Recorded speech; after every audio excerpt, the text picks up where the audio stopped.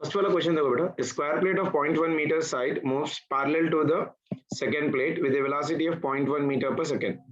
Both the plates are being immersed in the water. If the viscous force is 0.02 Newton and neta value is 0.01 poise. Poise is the CGS unit, beta. You need to convert that one into SI system. So distance between the plates in meters is asking. ठीक है ना? तो square का एक plate का length दे रखा है 0.1. तो फॉर्मूला क्या है? F is equals to neta A into dV by dx. 1 poise ले लिए कितना होता है बेटा? 10 poise होता है या 1 deca poise, isn't it? Our 1 poise is equals to how much better? 1 by 10 poise लिख सकता हूँ basically. 1 by 10, that will be equal to 0.1. So F is equals to neta A into dV by dx. अब पूछ रहा क्या problem है अपने को, देखो basically is asking the distance between the plates, यानी dx.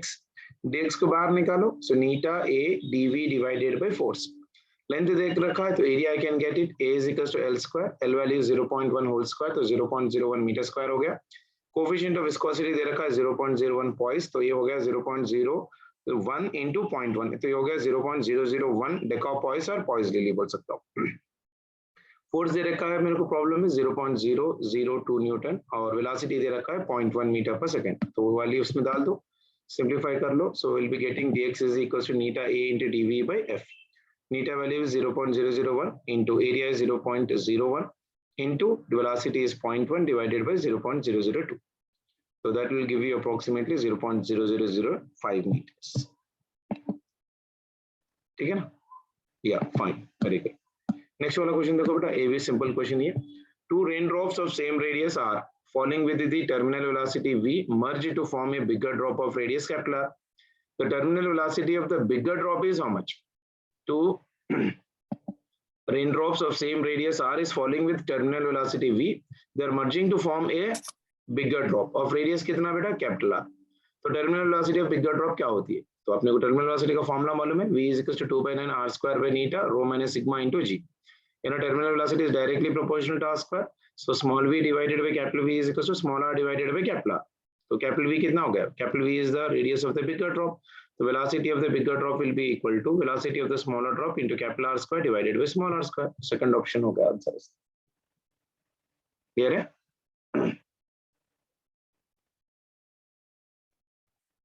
Yes, sir. चलो नेक्स्ट वाला, ये वाला भी अच्छा ही क्वेश्चन है, ये भी आप लोग को आता है. Two solid spheres of same metal but of mass capital M and 8m fall simultaneously on a viscous liquid and their terminal velocities are v and nv. Then value of n पूछ रहा है basically. ये metal already आपको मैंने भेज चुका हूँ. Two solid spheres of same metal, okay, but of mass how much beta? Capital M and 8m are being falling simultaneously on in a viscous liquid and their terminal velocities are given v and nv. तो terminal velocity आपको मालूम है, terminal velocity is directly proportional to r square और मास और radius का भी relation मालूम है, m is directly proportional to r cube, तो m1 by m2 is r1 by r2 whole cube. Small m दे रखा है कैपिटल m, m2 दे रखा है 8m, that is equals to r1 by r2 whole cube. तो r1 by r2 की value कितनी आ गई? 1 by 8 to the power of 1 by 3. तो that will be equal to how much? 1 by 2. तो यहाँ पर लिख दिया मैंने v1 by v2 is equals to r1 by r2 whole square. That is v1 by v2 is equals to r1 by r2 की value कितनी? 1 by 2 whole square, तो 1 by 4. v1 कितना दे रखा है? v. v2 कितना दे रखा है? n times of v, that is equals to 1 by 4. v और v gets cancel, so n की वैल्यू आ गई कितना? 4 के बराबर. So shear strain can also be, yeah, v by l को हम लोग shear strain भी बोलते हैं बेटा. Can we find by v by l? Yes बेटा, we can find it out. Okay, चलो ये वाला क्वेश्चन देखो बेटा जल्दी से. Lead shot of 1 mm diameter is falling through a long column of a glycerine. The variation of its velocity v with the distance covered by it is represented by how much? You know that when a body has been dropped into a liquid, it will try to accelerate for a certain interval of a time. उसके बाद the acceleration will become zero, then the body will attain a constant velocity. तो यहाँ पर velocity versus distance का अगर graph देख रहे हैं तो इनिशियली जैसे जैसे डिस्टेंस बढ़ेगा वेलोसिटी बढ़ेगी बढ़ेगी बढ़ेगी बढ़ेगी, फिर थोड़ी देर के बाद क्या हो जाएगा? कांस्टेंट आ जाएगा. ये वेलोसिटी बन जाएगी कांस्टेंट वेलोसिटी. फिर जैसे जैसे वाटर कॉलम में हमको डालते हैं तो एक्सेलरेशन जीरो, उसके बाद वेलोसिटी कांस्टेंट. तो first option will be the answer for this one. ठीक है ना? Is it clear? Yes sir. चलो सिंपल क्वेश्चन. ये वाला भी देखो बेटा, A small solid ball is being released in a viscous fluid. The velocity of the ball is given by which curve? Curve D, curve C, curve B, curve A. Velocity versus distance का graph है बेटा, y axis पे velocity है और x axis पे distance travelled है. Okay या तो अब इसमें कौन सा ग्राफ अपने को टर्मिनल वेलोसिटी बताएगा बेटा? ये वाला ग्राफ तो नहीं होगा, क्योंकि ये वाले में देखो डिस्टेंस बढ़ रहा है तो वेलोसिटी बढ़ रही है, बढ़ रही है, बढ़ रही है, तो ये तो स्ट्रेट जा रहा है विद अलोंग y एक्सिस, तो ये तो नहीं होगा. बी वैल्यू तो स्ट्रेट है, ये भी नहीं होगा क्योंकि वेलोसिटी कांस्टेंट बता रहा है. सी वाले में देखो बेटा वेलोसिटी पहले बड़ी बड़ी बड़ी बड़ी बड़ी उसके बाद कांस्टेंट हो जा रहा है, तो ये हो सकता है. और डी में भी देखो पहले डिस्टेंस बढ़ा तो वेलोसिटी भी बड़ी बड़ी बड़ी उसके बाद फिर स्लोप नीचे जा रहा है, तो ये नहीं होगा, वेलोसिटी कांस्टेंट बनेगी. तो C will be the option for this one, यानी कर्व सी. कर्व सी मतलब कौन सा ऑप्शन हो रहा है? सेकंड ऑप्शन में बता रहा है curve C. So according to Stokes law velocity first increases faster and becomes constants after certain interval of your time. ठीक है ना? चलो next question. A spherical solid ball of volume V is made up of material of density ρ1 that is falling through a liquid of density कितना? ρ2. Assume that the liquid applies a viscous force on the ball that is proportional to the square of its speed. और viscous force इसने दे रखा है minus of K into V square. ये minus क्या बता रहा है बेटा? कि viscous force is opposite to the motion of the body. अगर बॉडी नीचे जा रहा है तो विस्कस फोर्स ऊपर जा रहा है, तो नेगेटिव साइन वही रिप्रेजेंट कर रहा है. और के वैल्यू ग्रेटर देन 0 है, तो और पूछ रहा क्या रहा है? Terminal speed of the body is how much. Okay, तो फिर से एक बार देख लो question. A spherical solid ball of volume V is made up of material of density ρ1 and it is falling through a liquid of density ρ2 जिसकी density lesser than the density of the body है, तो obviously body नीचे जाएगी. Assume that the liquid applies a viscous force on the ball that is proportional to the square of its sheets. यानी ये देखो F viscous is proportional to V square, proportional to constant निकाला तो some constant आ गया कि minus sign indicates that it is opposite to the motion of the body. तो terminal speed कितना होगा? अब ये वाला देखो, ये बॉडी है of density ρ1, इसको वॉल्यूम V, और लिक्विड का डेंसिटी ρ2. और बॉडी नीचे जा रही है तो mg नीचे लगेगा, विस्कस फोर्स ऊपर लगेगा और बायन फोर्स ऊपर लगेगा. तो अपने को तो रिलेशन मालूम है, weight will be equal to your buoyant force plus viscous force. Weight of the body is volume into density of the body is ρ1 into g. Buoyant force is volume. Density of the liquid is ρ2 into g plus k into vt square. तो पूरे v terms को एक जगह ले लिया मैंने, तो v into ρ1 into g minus v into ρ2 into g. Viscous force इसने प्रॉब्लम में दे रखा है minus of your k into v square. Minus मैंने यहाँ पर नहीं लिया इसीलिए क्योंकि वेलोसिटी ऑफ विस्कस फोर्स मैंने ऑलरेडी डायग्राम में ऊपर बता दिया, तो वो माइनस साइन इसीलिए नहीं लगा रहा हूँ क्योंकि दैट इंडिकेट्स द डायरेक्शन जो मैंने आप लोग को डायग्राम में बता चुका हूँ. तो ये हो गया, इसलिए मैंने यहाँ पर विस्कस फोर्स को ऐड कर लिया. तो v टर्म्स पूरे एक जगह आ गए, vg into ρ1 minus of your ρ2. ठीक है ना? So k into v square, तो v स्क्वायर बाहर निकाला, वॉल्यूम इनटू ये वॉल्यूम है बेटा, ये वेलोसिटी है. ठीक है ना? तो g into ρ1 minus ρ2 divided by k, तो स्क्वायर को निकाल दिया, इधर तरफ पहुंचा दिया, तो v is equals to under root of vg into ρ1 minus ρ2 divided by k. That is the answer for that. ठीक है? हाइड्रोस्टैटिक्स के थोड़े क्वेश्चन देख लो बेटा. ये तो क्वेश्चन ऑलरेडी आपने 2-3 बार करा चुका हूं क्लास में. An ice cube of density 900 kg per meter cube is floating in water of density 1000 kg per your meter cube. ठीक है ना? The percentage of the volume of ice cube outside the water is how much? देखो थोड़ा part outside है, थोड़ा part inside है, तो ये फॉर्मूला मैंने लिखाया था आप लोग को, V naught divided by V is equals to 1 minus relative density. Relative density मतलब density of the solid, यानी यहाँ पर solid क्या है? ice divided by density of water. ठीक है? तो ये बन जाएगा density of water minus density of ice divided by density of water. Density of water होता है 1000, डेंसिटी ऑफ आइस दे रखा है 900 डिवाइडेड बाय 1000. तो ये हो गया मेरे पास 100 डिवाइडेड बाय 1000, ये 0 0 चले गया तो 1/10. परसेंटेज पूछा है तो इंटू 100 कर दिया मैंने, तो ये 0 1 0 चले गया तो बचा कितना? 10%. ठीक है? Very good. ये वाला क्वेश्चन तक लो, ये भी अच्छा वाला क्वेश्चन है, थोड़ा बेटर क्वेश्चन, एक बार ट्राई कर लो. A boy has 60 kg weight. जैसा हम लोग स्विमिंग सीखने के लिए जाते हैं आदमी, तो छोटे बच्चे को जब स्विमिंग सिखाते हैं उनके अतराफ, बॉडी के अतराफ एक रबर जैसा स्ट्रक्चर या ट्यूब वाला स्ट्रक्चर उन को पहना दिया जाता है basically, so that they may not sink it. वैसा वाला situation. A boy has a 60 kg weight and he wants to swim in a river with the help of a wooden log.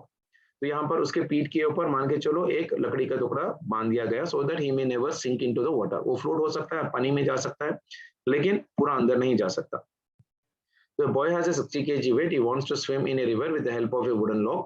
If relative density of the wood is given 0.6, what is the minimum volume of the wooden log? So density of the river water is given as 1000 kg. तो जब ये boy को ये wooden log लगाओगे तो weight of the body displaced by the liquid will be equal to how much बेटा, upthrust ही होगा ना।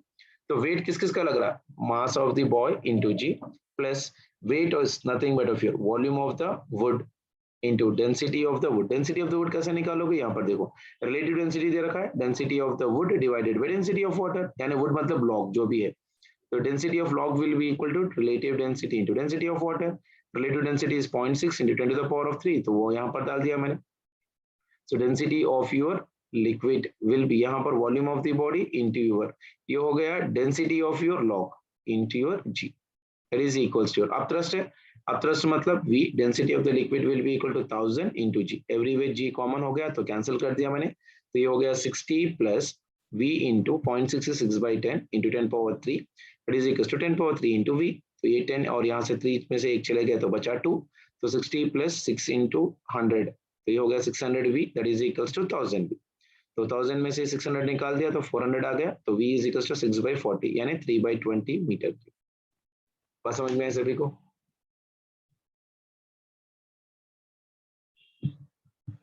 एक बार देख लो बेटा फिर से।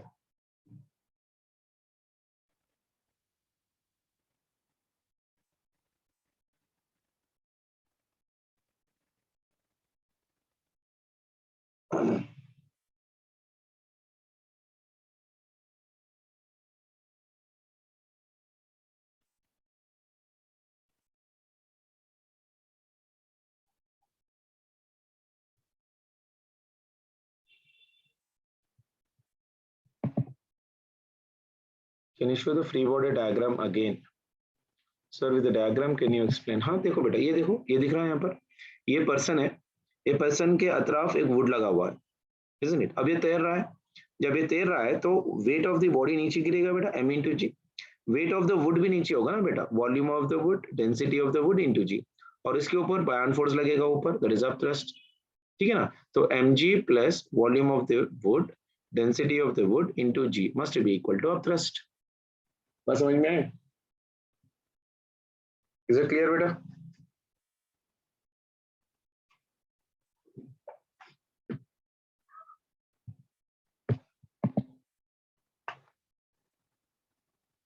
अब्दुल मसूद, अब्दुल्ला मसूद, समझ में आया बेटा? चलो वेरी गुड। ये वाला रिलेशन तो याद है ना आप लोग को?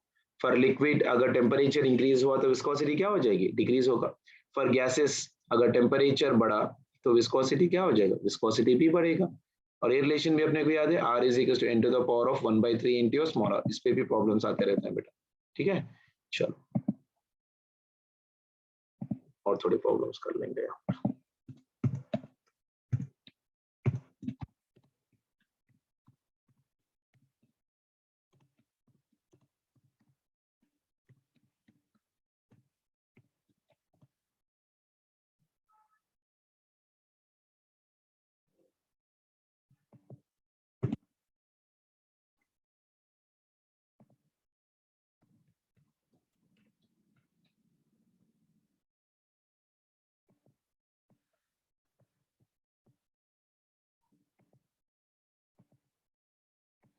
ठीक है,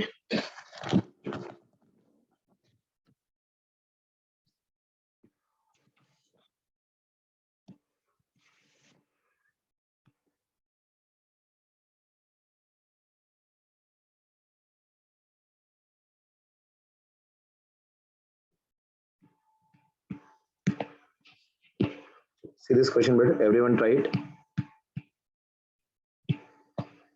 A tank 5-meter high is half filled with water, is half filled with your water, and then is filled to the top with oil of density 0.85 gram per centimeter cube, ठीक है। The pressure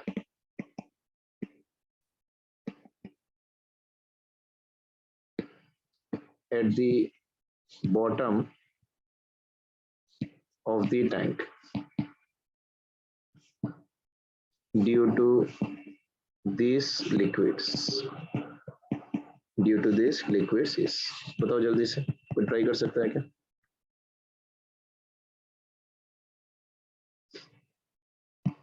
A tank of 5 metre high, यानी ये मेरे पास tank है,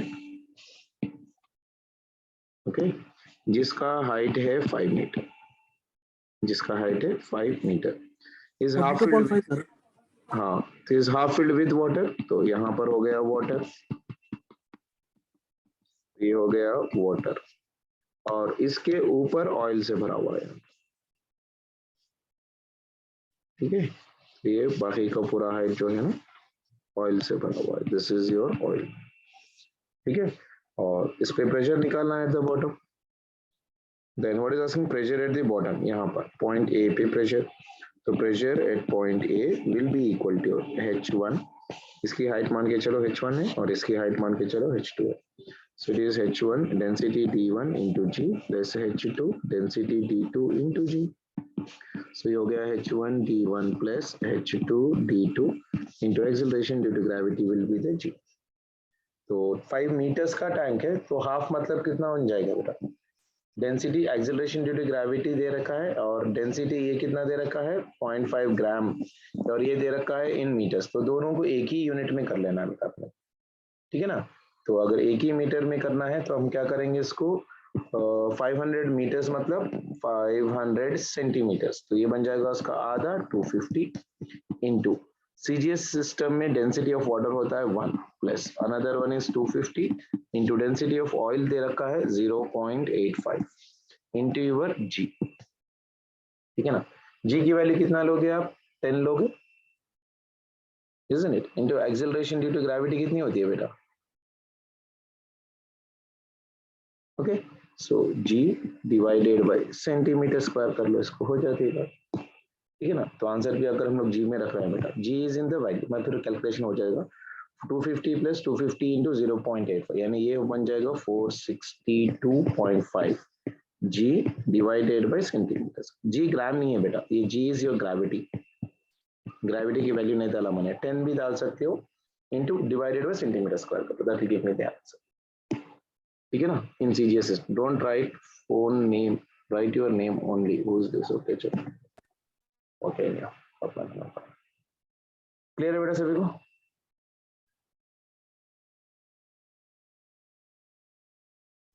sir चलो और एक क्वेश्चन करो,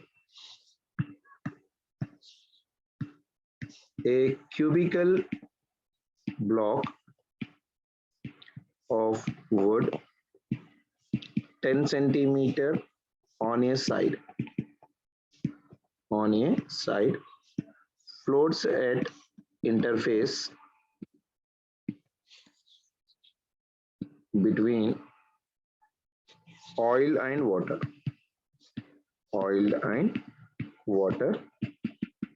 with its lower surface horizontal and 4 centimeter below the interface, ठीक है, the density of oil is 0.6 gram per centimeter cube, the mass of block is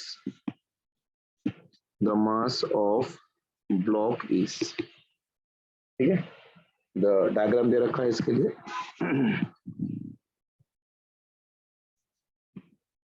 ये वाला डायग्राम है, इसमें कुछ सिचुएशन यहाँ तक है और यहाँ तक भी कुछ और लिक्विड है, तो एक लिक्विड इसमें इस तरह से भरी हुई है,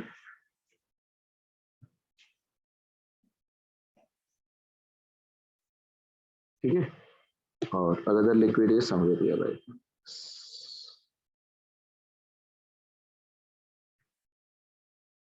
और इसके अंदर एक ब्लॉक रखा गया हुआ एट द इंटरफेस, ऐसा कुछ,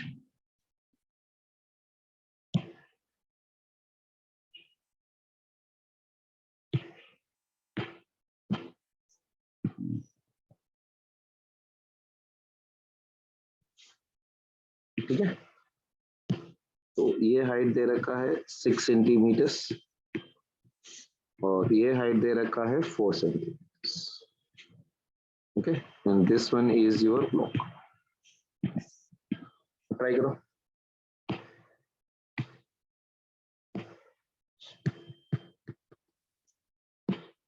A cubical block of your wood. Cubical block of wood कितना 10 centimeter on a side, isn't it? Is floating at the interface between the oil and water. Oil and water with its lower surface horizontal and 4 centimeter below the interface. Clear है? तो ऊपर क्या हो जाएगा बेटा, oil होगा और नीचे क्या रहेगा, वाटर रहेगा, क्योंकि डेंसिटी डिफरेंस है ना बेटा. नो, तो mass of the block will be equal to how much. कोई कर सकता है? दो लिक्विड का इंटरफेस है, मैंने ऑलरेडी आप लोगों को करा चुका हूं ऐसा वाला. 2400 आ रहा है, देखते हैं. चलो, कोई आया? तो इसका wait of the body is acting in the downward direction बेटा, m इंटू जी, और इस पे बायन फोर्स लगेगा, एक लिक्विड के ऊपर बायन फोर्स m और दूसरा लिक्विड का भी बायन फोर्स 2, दोनों भी ऊपर लगेगा. ठीक है, so I can say here right now weight of your block will be equal to weight of displaced oil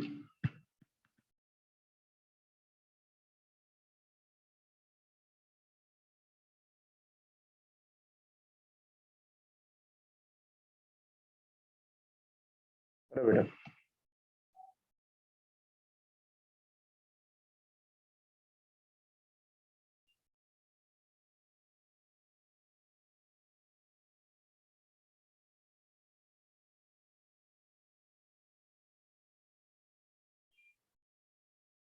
कितना होगा, कोई दे रहा है answer? Sir 20. Okay, weight of the block is equals to weight of your displaced oil plus weight of your displaced water, दोनों का Bayern force लगेगा ना. तो this will be equal to your m into g is equals to volume v1 density of oil into g plus v2 density of water into g. तो everywhere ag और ag चले गया, तो मास m will be equal to volume of the body 10 into 6, इसका volume v1 और इसका volume v2. Volume is equal to length into breadth into height. Height इसका कितना है, 6 सेंटीमीटर ही है ना बेटा, क्यूबिकल ब्लॉक है. So into density of oil, density of oil कितना है बेटा 0.6 प्लस v2 का value 10 into 4, very important, into density of water in CG system is 1. तो कितना आ गया, तो 10 into 10 कितना आ रहा है बेटा 100, 100 into 6 ये हो गया 600 into 6/10 प्लस ये बन गया कितना 10 into 10 100, 100 into 4 ये बन गया मेरे पास 400 into 1. तो ये वाला और ये वाला चले गया 6 6 36, 360 plus 400, तो कितना बन गया 760 यूनिट ग्राम्स सीजीएस सिस्टम में दिया. आया समझ में सभी को? सर वो 10 into 10 दे दिया. वॉल्यूम है ना बेटा, volume is equals to length into breadth into height cube के लिए. तो इसके अंदर खाली ऑयल में जब है तो इसका लेंथ बन गया 6 ना, इसका length is right now 6, breadth and height will be the one and the same, है कि नहीं. Length will be equal to 10, breadth will be the 10, लेकिन इसका हाइट कितना दे रखा है, height is equals to 6 centimetre, इसलिए मैंने 6 ले लिया यहाँ पर भी. आया समझ में? सर क्वेश्चन में बोला था क्यूब है बोल के. क्या देखो बोला ना, हाँ यहाँ पर दिया ना एक क्यूबिकल ब्लॉक बोल के. ठीक है सर, ठीक है, हो गया. ठीक है ना, चलो.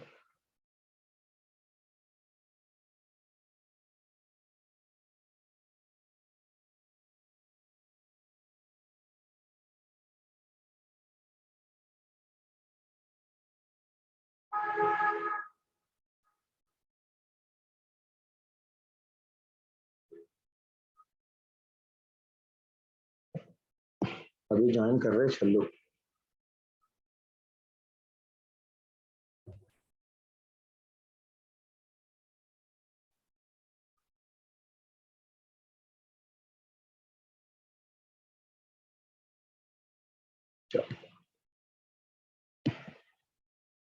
Sir please explain again. हाँ ठीक है बेटा, देखो a cubical block of wood कितना है? a cubical block of wood 10 centimeter, isn't it? On a side floats at interface, यानी दो लिक्विड्स दे रखा है बेटा, ऑयल और वाटर दे रखा है। इसके अंदर ये बॉडी वर्टिकली फ्लोट हो रहा है। ऑयल के अंदर हाइट है मेरे पास 6 सेंटीमीटर और वाटर के अंदर हाइट है 4 सेंटीमीटर। तो जब ये इसके अंदर फ्लोट हो रहा है तो अपने को फॉर्मूला, ये कॉन्सेप्ट क्लियर है, weight of your block will be equal to weight of your oil displaced plus weight of your water displaced, ठीक है ना। तो weight of the body कितना है? mg in the downward direction, buoyant force due to the water upward, buoyant force due to the oil that is also in the upward। तो weight of the block हो गया mg, weight of the block हो गया मेरे पास mg, weight of the displaced oil यानी volume of the oil, density of the oil into g, then volume of water, density of water into g, everywhere g gets cancelled तो mass हो गया। और volume of A cube कैसे निकालते हो बेटा? Volume is equals to length into breadth into height. इसकी height कितनी दे रखा है यहाँ पर? 6 centimetre. Into density of oil problem में कितना दे रखा है? 0.6 दे रखा है, तो मैंने 0.6 लिख लिया। Plus volume in the water, volume in the water again length is 10, breadth is 10, but height is how much for me? 4 centimetre ही है ना वाटर कॉलम में, तो 4 इंटू डेंसिटी ऑफ वाटर कितना होता है? 1 cgs सिस्टम में। तो इसको मैंने सिंप्लीफाई कर लिया, 10 into 10 is 100, 100 into 6 is 600, into 0.6 मतलब 6/10 प्लस 100 इंटू 4 400। तो ये जीरो यहाँ पर जीरो चले गया, तो ये बन गया मेरे पास 6 6 36, 360 प्लस 400, तो ये बन गया मेरे पास 760। आ गया समझ में? Why not a cube? हाँ ए क्यूब जब लेते हैं ना बेटा आप, जब पूरा बॉडी, अगर पूरा बॉडी एक ही लिक्विड में होता तो volume is equals to L cube लेते, लेकिन इसके अंदर अभी देखो हाइट डिफरेंट है, इसलिए जब आप क्यूब ले रहे हो ना तो 3 डायमेंशन में अगर आप समझोगे ना तो ये डायग्राम ऐसा कुछ होगा, इसलिए तो ये जब वाटर में होगा तो ये इसका हाइट है, तो ये वाला इसका हाइट है, तो इसका ये लेंथ चेंज नहीं हो रहा और ये भी लेंथ नहीं चेंज हो रहा ना, तो ये भी आपका पास कितना है? 10 है, तो ये भी 10 है लेकिन ए वाला ही चेंज हो रहा, तो इसलिए मैंने L इंटू H लिया, so it is L square into H लिया। ठीक है, आया समझ में बेटा? अब्दुल अजीज, वेरी गुड। ऐसे वाले क्वेश्चन थोड़ा दिमाग में रखना है बेटा आप लोग को, ठीक है? Very good.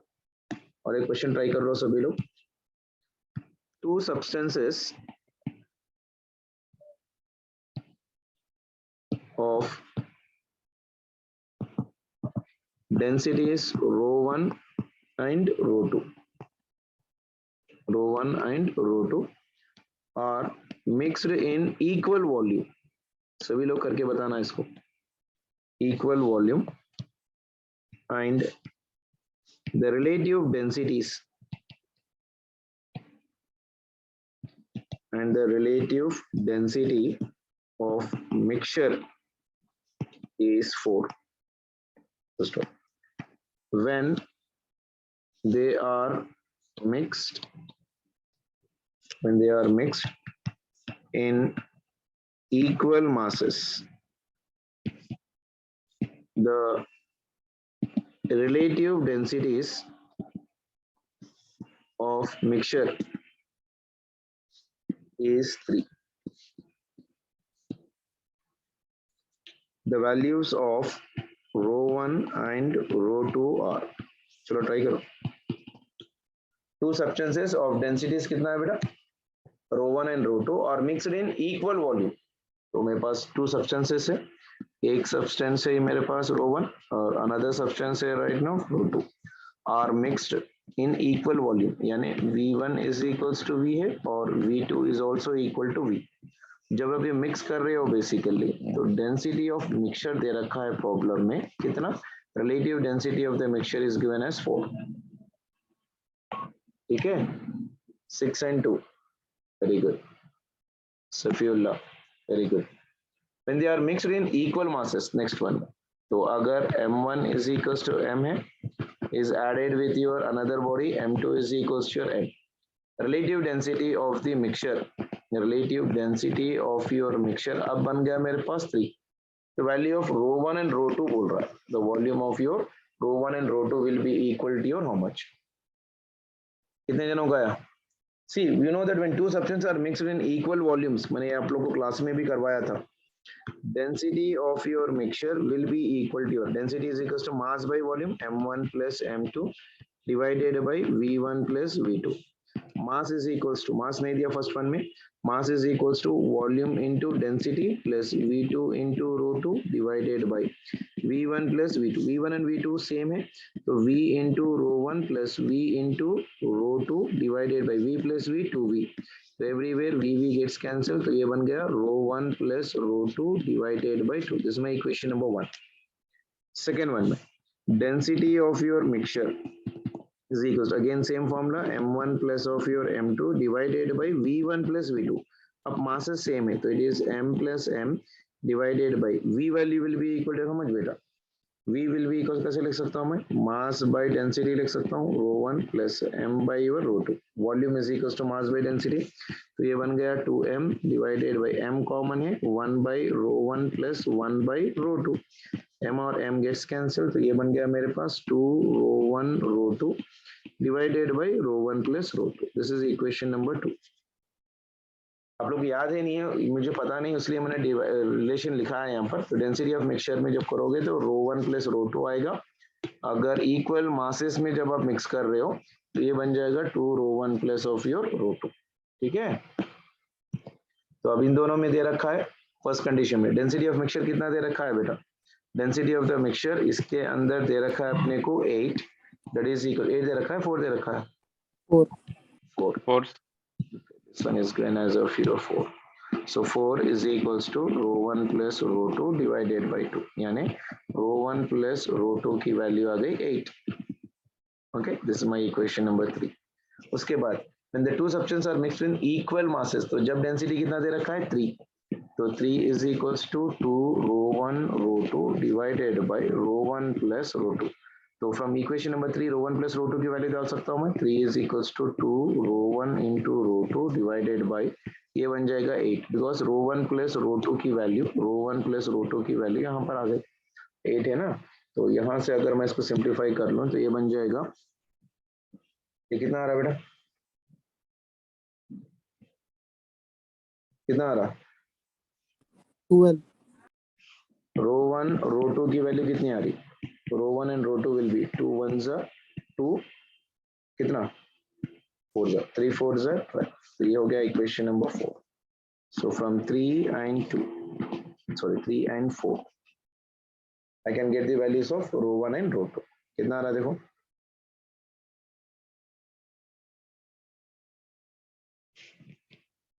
अगर रो 1 की वैल्यू चाहिए तो रो 2 की वैल्यू ले लो, 12 डिवाइडेड बाई रो 1। तो rho 1 plus 12 times of rho 1 is equals to 18। ठीक है, Yes, sir. so simplify this one, so we will be getting row 1 value is equals to 6। अगर रो 1 वैल्यू 6 आ गया तो रो 2 की value 12 divided by 6, 6 1 जा 6 2 जा, तो ये बन जाएगा मेरे पास, तो रो 2 की value will be equal to,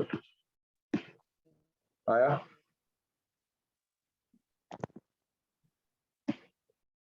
हाँ 6 and 2।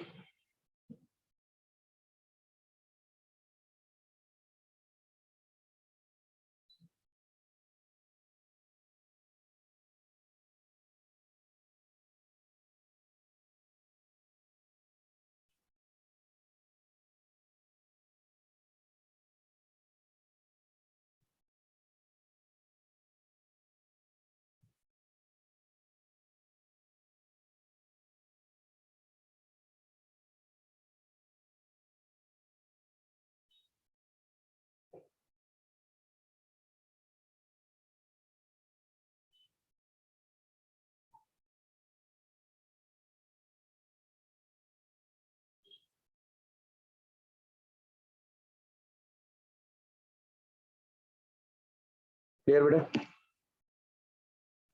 चलो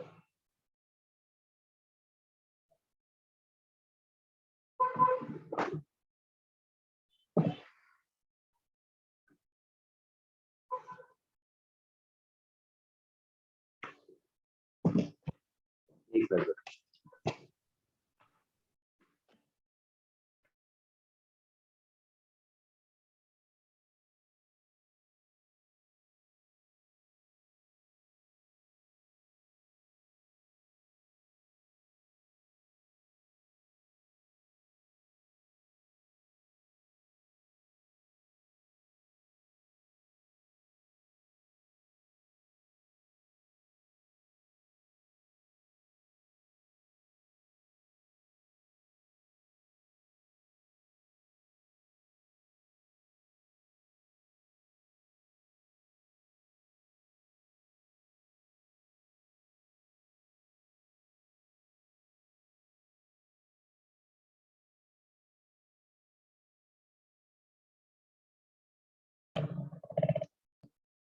sir please sir last part once more explain. Last part कहाँ पर बेटा? ये वाला कैलकुलेशन देखो ना बेटा, एक बार देख लो। फ्रॉम इक्वेशन 3 and 4 देखो लास्ट पार्ट में मैंने क्या किया। फर्स्ट पार्ट में जब मासेस वॉल्यूम सेम थे तो मेरे पास फॉर्मूला आया rho one plus rho two by two. जब मासेस सेम थे तो two rho one rho two divided by rho one plus rho two. तो डेंसिटी ऑफ मिक्सचर उसने दे रखा 4, तो मेरे पास इसका आंसर आ चुका है rho one plus of rho two is equal to 8। Okay, then 3 is equals to 2 rho 1 rho 2 divided by rho 1 plus rho 2। Rho 1 plus rho 2 की वैल्यू 8 थी, तो उसको सिंपलीफाई किया तो मेरे पास आ गया रो 1 एंड रो 2 की वैल्यू 12। तो I am taking the help of your equation 3 and 4। तो रो 2 की वैल्यू मैं लिख सकता हूँ 12 बाई रो 1, तो ये वैल्यू लेके आके मैंने इसमें डाल लिया। तो rho 1 plus 12 by rho 1 is equals to your 18। Sir 8 आना। ठीक है,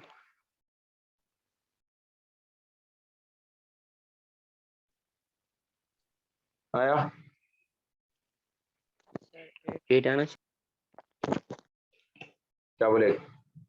8 आना चाहिए ना सर कौन सा बेटा? इक्वेशन 3 में। इक्वेशन 3 का है, हाँ इक्वेशन 3 में कितना है? 8 है ना, बाई मिस्टेक लिखा है बेटा, ये 8 ही हो। Rho 1 plus rho 2 will be equal to your 8 और रो 2 की वैल्यू मैंने डाल दिया 12 बाई योर रो 1। ठीक है, 8 लिखा हुआ है ना यारो। नहीं अभी मैंने निकाला 18 लिखा था, इसलिए उनको डाउट आ गया। ठीक है, यस सर। ओके।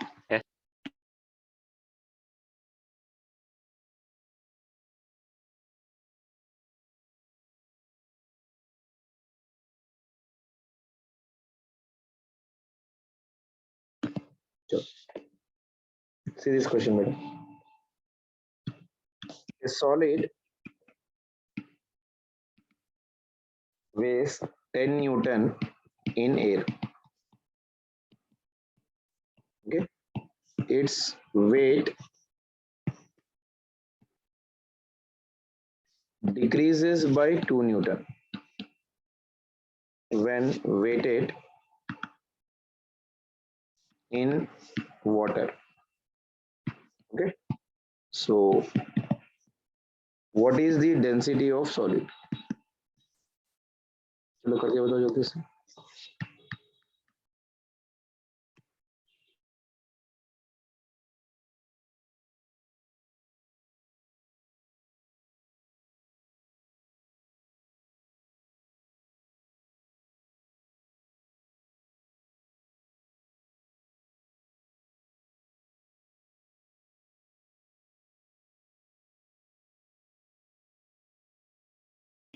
आया बेटा?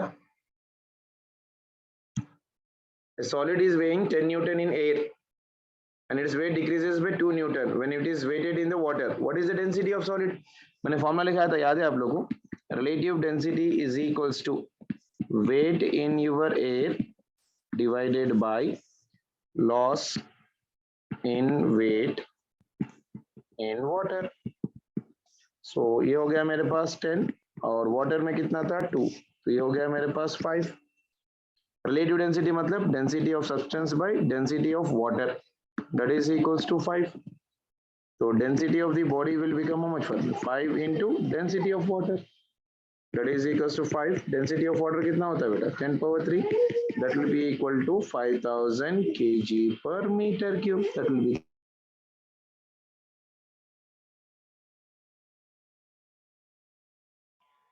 सर क्वेश्चन में डिक्रीजेस बाय 2 न्यूटन बोल रहा है तो 8 न्यूटन नहीं ले सकते? नहीं बेटा, देखेंगे its weight decreases by 2 newton बोला है, तो नहीं, यानी weight which is been displaced, यानी लॉस ऑफ द वेट कितना हो रहा, लॉस इसमें 2 न्यूटन लॉस है। मेरे पास 10 है, उसमें लॉस कितना हुआ 2, यानी बचा कितना 8। तो अपने अब नीचे फॉर्मूले में क्या लिख रहे हैं, लॉस इन वेट लिख रहे हैं ना बेटा। यस सर समझ।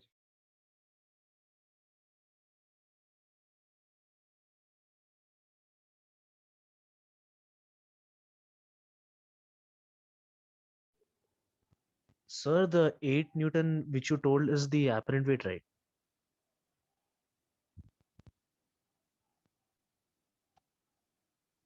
Hello. Is actual wait of the body in water बेटा, क्योंकि अच्छा, क्योंकि व्हेन इट इज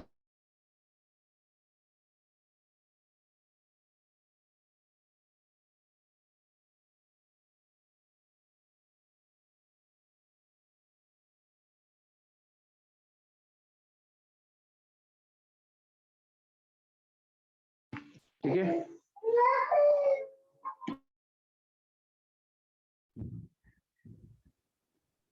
सर आप जरा रिपीट कर सकते प्लीज, नहीं सुना प्रॉपर्ली। ये देखो बेटा, इसने क्या बोला, जब ये बॉडी वॉट एयर में है तो इसका वेट कितना है 10 न्यूटन, जैसे जी। पानी में डाल दिया तो इसका लॉस कितना हो गया एक्चुअल वेट में। एक मिनट बेटा, इसमें क्या बोला, वेट डिक्रीजेस बाय 2 न्यूटन, यानी 10 माइनस 2, तो अब ये कितना बता रहा, 8 न्यूटन बता जी रहा। सर। समझ में आ रहा, अच्छा, वाटर में जब है तो ये वेट कितना बता रहा 8। अपने पास फॉर्मूला क्या है, relative density is equals to weight in air divided by loss in weight in the water. Loss in कितना हो रहा है, बेसिकली 2 दे रखा है प्रॉब्लम, तो इसलिए 10/2 ले रखा है, ठीक है। Sir okay sir. 10/8 लेना कैसे? 10/8 क्यों लोगे बेटा, लॉस कितना हो रहा है, 8 थोड़े ही लॉस हो रहा है, 8 बता रहा ना बेटा, लॉस कितना हुआ 2 ही लॉस हुआ ना, ओके सर। है कि नहीं। 10 में से यस 2 सर। जा रहा तो बचा कितना 8, 8 बच रहा है, लेकिन लॉस कितना हुआ मेरा 2 ही तो लॉस है ना, तो वो लॉस लिखना है अपने को, ओके सर। ठीक है।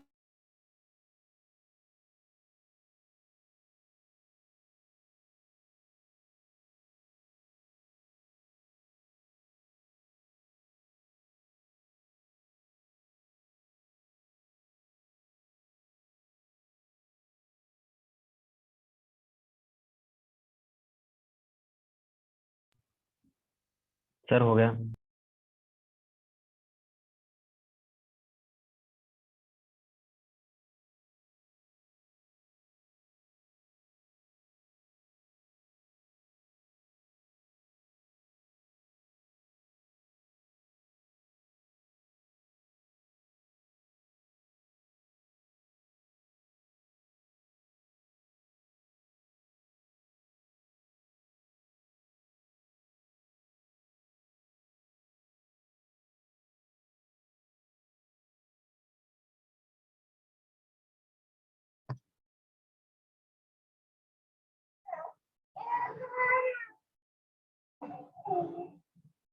क्लियर है बेटा यहाँ तक सभी को। ओके चलो। यस।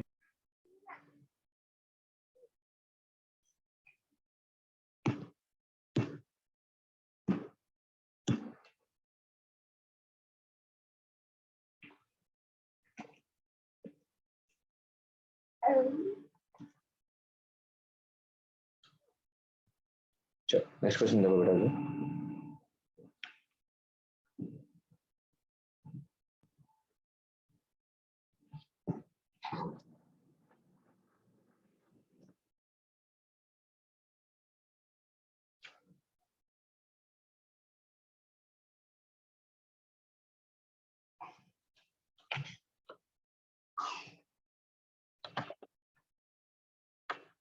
वेलोसिटी ऑफ रिफ्लेक्स क्या बोलते हो, बयानसी के ऊपर प्रॉब्लम्स कर लोगे ना आप आराम से। अभी विस्कोसिटी के विस्कस फोर्स पे तो फिर ज्यादा कराने की जरूरत नहीं पड़ेगी, बेसिक बेसिक क्वेश्चन ही है, जरा आप लोग एक बार निकाल के करने की कोशिश कर लो बेटा, ठीक है।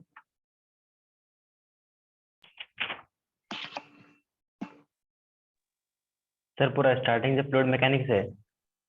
फ्लूइड मैकेनिक्स मतलब अभी जो मैंने आप लोग को कराया ना स्टार्टिंग के स्टैटिक अभी के प्रॉब्लम्स, बायोंसी का और विस्कोसिटी का problems,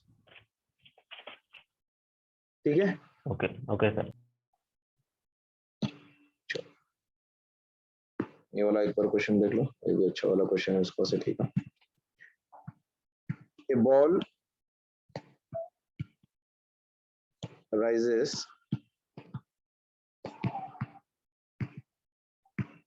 to the surface at a constant velocity. At a constant velocity in a liquid whose density is 4 times greater than that of the material of ball. Material of the ball. Stop. How many times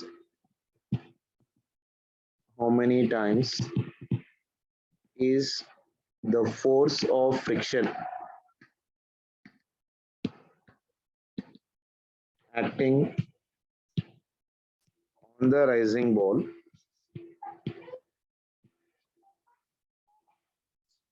greater than its weight? चलो try करो सब लोग।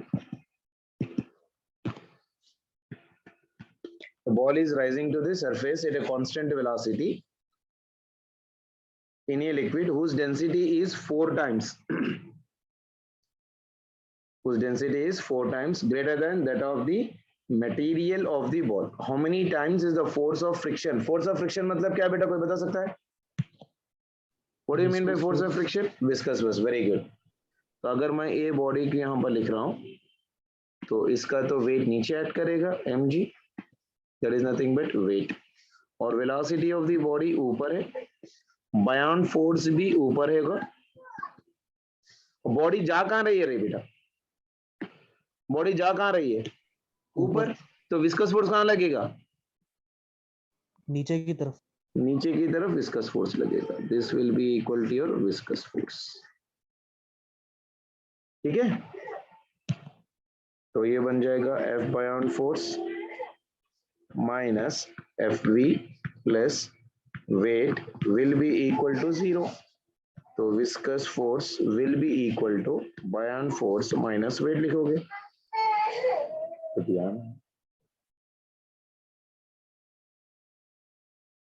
बायोन force कितना लिखोगे बेटा?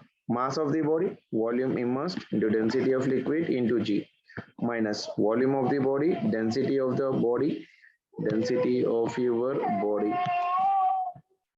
into your g, ठीक है। Volume तो सेम रहेगा, that will be equal to 4/3 pi into your r cube. Density of liquid is 4 times the density of the body into g minus 4/3 pi into your r cube. Density of the body is rho into your g। आ गया? तो अभी कितना बन जाएगा बेटा?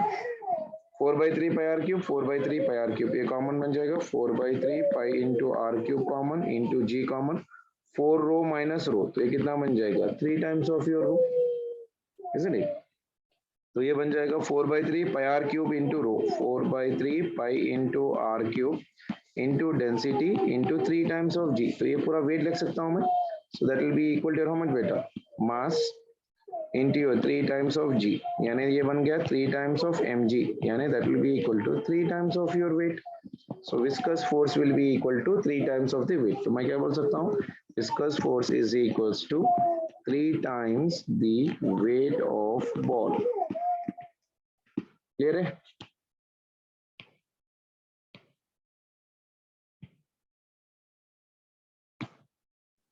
Sir एक doubt था sir. हाँ बोलो बेटा। सर आप उसको 4 रो लिए ना, 4 टाइम्स, और हाँ, लेकिन क्वेश्चन में 4 टाइम्स ग्रेटर बोला, तो 5 रो लेना चाहिए ना? 4 टाइम्स ग्रेटर मल्टीप्लाई होगा ना बेटा। अगर ये रो है, ये 4 टाइम्स हुआ मतलब 4 into रो लिखोगे ना, ऐड नहीं होगा ना। नहीं, 4 टाइम्स ग्रेटर बोले तो रो प्लस 4 रो होता। 4 टाइम्स मोर बोला तो आप ऐड करना है। 4 times, it is 4 times greater. आप मेरे पास 10 रुपए you are having 4 times of that value, मतलब क्या करोगे 10 into 4 करोगे ना, तो 40 रुपीज हो गए। सर अगर 4 टाइम्स ग्रेटर देन आप बोले तो 50 रुपीज होते ना। हाँ, फ्री 50 हो जाता है अगर ग्रेटर है 10 से। If it is more than 10, 10 plus of your 10, वो जब करेगा तब ऐड 50 हो जाएगा। ठीक है, ये वही क्वेश्चन में 4 टाइम्स ग्रेटर करके लिखा था इसलिए बोल रहा हाँ 4 टाइम्स ग्रेटर मतलब ये कंडीशन है। अब क्या बोल रहा है, 4 times greater than that of the metal, यानी डेंसिटी ऑफ द मेटल अगर रो है, अगर डेंसिटी ऑफ द मेटल मेरे पास रो है, density of the body will be 4 times of this rho. ठीक है, सर डब्ल्यू ये तरफ गया तो प्लस हो जाता ना सर। तो वाटर कहाँ पर है बेटा, वाटर कहाँ पर है, देखो ये वाला वाटर है, बॉडी जा कहाँ रही है, ऊपर जा रही है कि नहीं। अगर बॉडी ऊपर है तो बायन फोर्स ऊपर लगेगा, वेट नीचे लगेगा। Viscous force is opposite to the motion ना, फ्रिक्शन। अगर बॉडी ऊपर जा रहा है तो फ्रिक्शन नीचे ऐड करेगा ना। ठीक है, नहीं सर, आप जो फर्स्ट इक्वेशन लिखे ना सर, कौन सा, ये वाला, कहाँ पर बोल रहे हो, ये वाला, ये वाला, ये क्वेश्चन का सर। हाँ ये क्वेश्चन क्या बोला, देखो ball is rising to the surface, यानी ऊपर जा रहा है। अगर बॉल ऊपर जा रहा है तो वेट नीचे लगेगा, फ्रिक्शन भी नीचे लगेगा ना। Yes sir. Viscous force is nothing but friction only ना। ठीक है ओके सर। ओके,